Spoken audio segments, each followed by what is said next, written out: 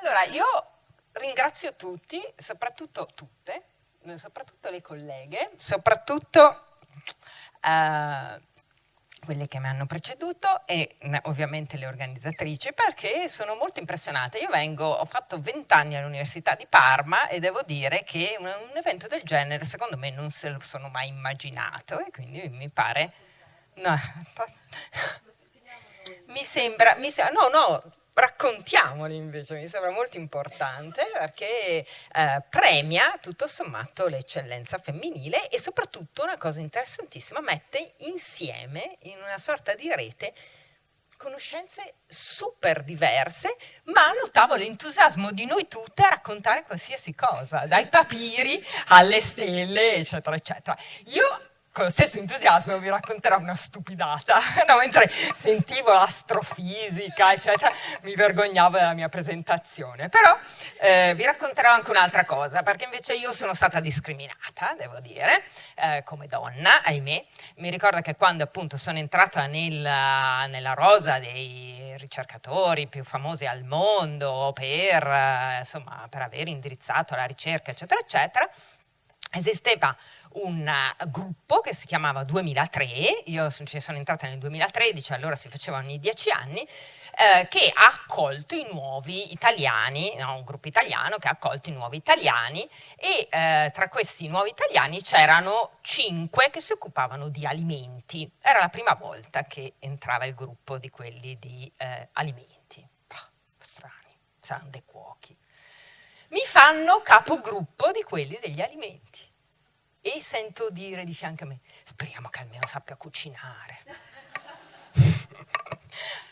Non so se l'avrebbero detto agli altri miei 4 colleghi maschi, ma insomma, quindi, vabbè. Vi racconto questa cosa un po' divertente, perché io ho interpretato, no, un po' in modo teatrale questo evento. Forse dovevo essere più seria, però sappiate che posso essere anche molto seria. Però, comunque, l'idea è dirvi, allora, tutti noi conosciamo la frutta a guscio, che impropriamente chiamiamo frutta secca, ma che in realtà dovremmo chiamare appunto frutta a guscio, che è molto buona, tendiamo a mangiarcela soprattutto durante il Natale alla fine di un pasto, sbagliatissimo.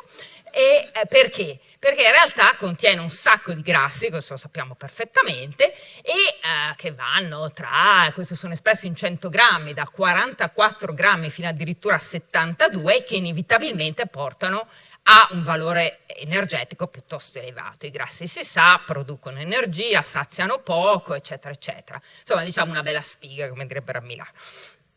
Ok, ma d'altra parte sappiamo anche che, o meglio, se non lo sappiamo, ve lo dico io, che il consumo non dovrebbe essere 100 grammi al giorno, ma la porzione, non posso dire raccomandata, perché le linee guida ancora si litigano se vale la pena, non sulle linee guida, non si sono messi tanto d'accordo sul fatto che sia da raccomandare il consumo di frutta a guscio, però insomma diciamo la porzione standard giornaliera dovrebbe essere 30 grammi, quindi qui ho trovato questa bellissima immagine, sostanzialmente un po' più che un cucchiaio da minestra, una manciata. Stamattina mi sono divertita a contarle, vi do un'indicazione, 28 mandorle, 28 nocciole, circa 6,5 germigli di noce, eccetera, eccetera.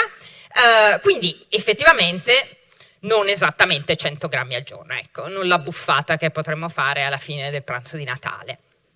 L'altra cosa interessante è che i dati di popolazione ci dicono che chi mangia abitualmente frutta a guscio mantiene il peso costante lungo tutta la vita, e questa è un'ottima cosa, perché tendiamo ad ingrassare nell'arco della nostra vita, e sappiamo benissimo che questo ci porta ad aumentare il rischio di molte patologie, quindi non dovremmo ingrassare sostanzialmente. Ricordatevi, giovani, donne e uomini, il vostro peso a 25 anni e quello dovreste averlo a 75. Mormorio, ovviamente questo non succede mai.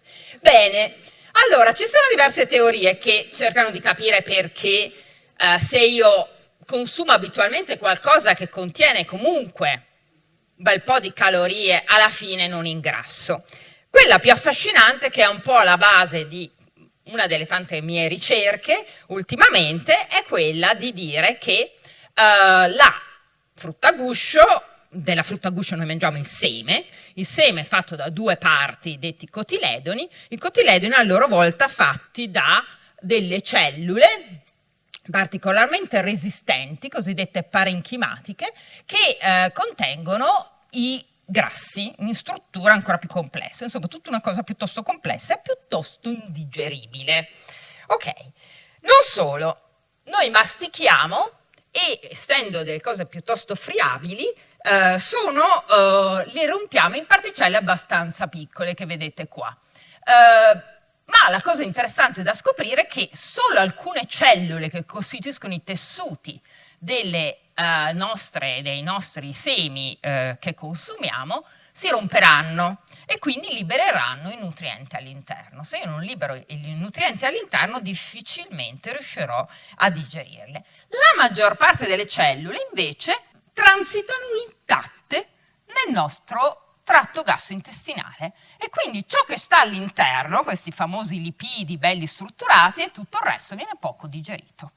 Quindi, masticando poco e formando grandi pezzetti, cioè pezzetti un po' più grandi, è stato dimostrato su una rivista prestigiosa, vi sto raccontando una cosa che comunque è pubblicata su quello che è il nostro top delle riviste, l'American Journal of Clinical Nutrition, è stato dimostrato che cosa?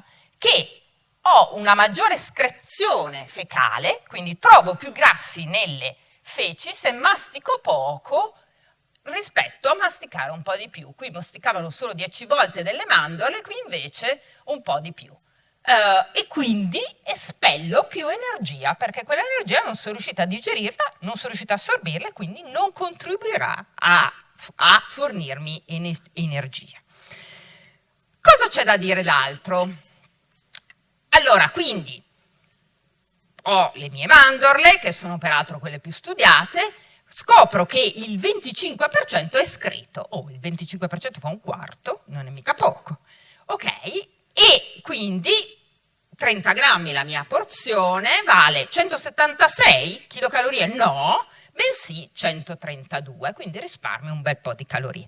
Però attenzione, qui c'è l'aspetto tecnologico che ci viene incontro o di processo e di trasformazione.